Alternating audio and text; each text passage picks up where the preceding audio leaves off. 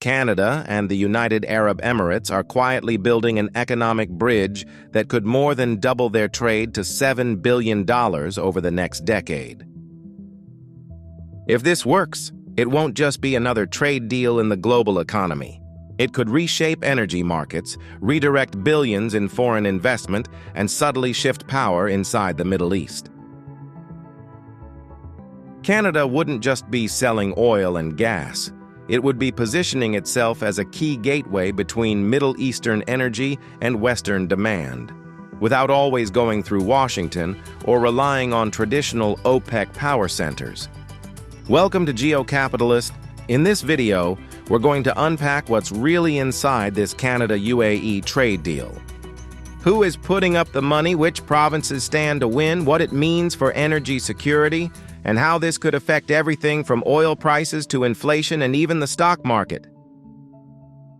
Because this isn't just a $7 billion number in a headline. It's a strategic play in a much bigger game over who controls the energy routes of the 2030s. So let's start with a simple question. What exactly are Canada and the UAE signing up for? On paper, this is called a Comprehensive Economic Partnership Agreement, a CPA. That sounds technical. In reality, it's a roadmap to redirect money, trade, and political leverage. The target is clear. Take roughly $3 or $4 billion in current trade and push it towards $7 billion and beyond. But it's not just about exporting wheat and importing luxury goods. The core of this deal is energy, logistics, and high-value services. Canada wants to sell more LNG, more advanced energy technology, and more aviation and infrastructure services. The UAE wants access to reliable food imports, new investment opportunities in stable democracies, and exposure to sectors that can survive beyond oil, like clean energy, AI, and financial services. Underneath that, there are the real power players. UAE sovereign wealth funds looking at Canadian ports, pipelines, real estate, and possibly even nuclear and hydrogen projects. But here's the twist. When you invite Gulf money into your infrastructure, you don't just gain capital. You also share control. And that raises a bigger question. Is Canada buying energy security or slowly selling parts of it? To see who really benefits, you have to zoom in on the map of Canada, because this isn't spread evenly. Alberta and British Columbia are the obvious winners. Energy markets love new buyers. LNG terminals on the Pacific coast, oil and gas services, and infrastructure for exports all stand to attract Gulf capital. For provinces tied to commodities and resources, UAE investment looks like a lifeline. But Ontario and Quebec quietly gain too.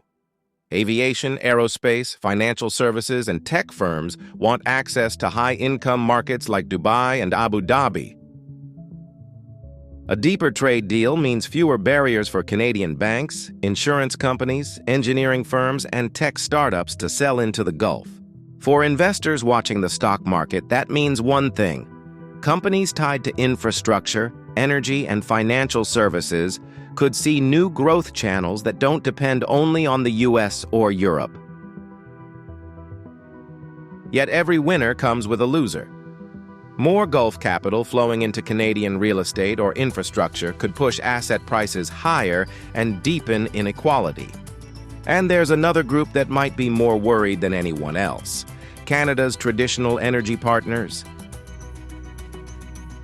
For decades, Canada's energy story has been tightly linked to one country, the United States.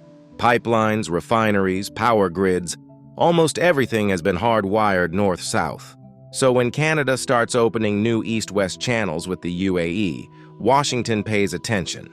Not because $7 billion is huge by US standards, but because of what it signals. Energy security is at the heart of US-Canada relations. If Gulf capital helps Canada build export infrastructure that can bypass American ports, the balance of leverage shifts. Canada becomes slightly less dependent on US markets, and the US becomes slightly less central in how Middle Eastern oil and gas reach the global economy. From a geopolitical perspective, this Canada-UAE partnership also strengthens the UAE's role as a regional hub competing with Saudi Arabia and Qatar. For American policymakers, that's a mixed bag. More diversified allies in the Middle East, but also more independent players with their own agendas. And then there's China, because anytime a Western ally and a Gulf state deepen ties, Beijing has to recalculate its own strategy in the region. The UAE isn't just thinking about Canada, it's thinking about its position in a Middle East that is rapidly changing. Saudi Arabia is pushing its own transformation and massive investment projects. Qatar has carved out a dominant position in LNG exports. Iran is trying to break sanctions through alternative routes. And the UAE wants to be the hyper-connected hub, a place where capital, logistics, and influence all intersect. Partnering with Canada gives the UAE something valuable, a stable, resource-rich country outside the usual US-China tug-of-war. It diversifies supply of food, energy technology, and investment returns. For Canada, the benefit is access to a region swimming in capital and sitting at the gateway to Africa and South Asia, two of the fastest-growing parts of the global economy. But this is also a bet. By tying itself more closely to a key Middle Eastern player, Canada is stepping deeper into a region where geopolitics can change overnight, with consequences for oil prices, financial markets, and even sanctions policy. So the key question becomes, does this partnership strengthen Canada's energy security or expose it to new geopolitical shocks? On the surface, diversifying your trade partners looks like the ultimate risk management move. More buyers, more routes, more options equals more energy security. But look a little closer. If Canadian LNG exports, pipelines, and ports are heavily financed by UAE sovereign wealth funds, the relationship becomes a two-way dependency. Canada relies on Gulf capital. The UAE relies on Canadian assets to generate returns and secure supplies. In calm times, that's a win-win. In a crisis, it can turn into leverage.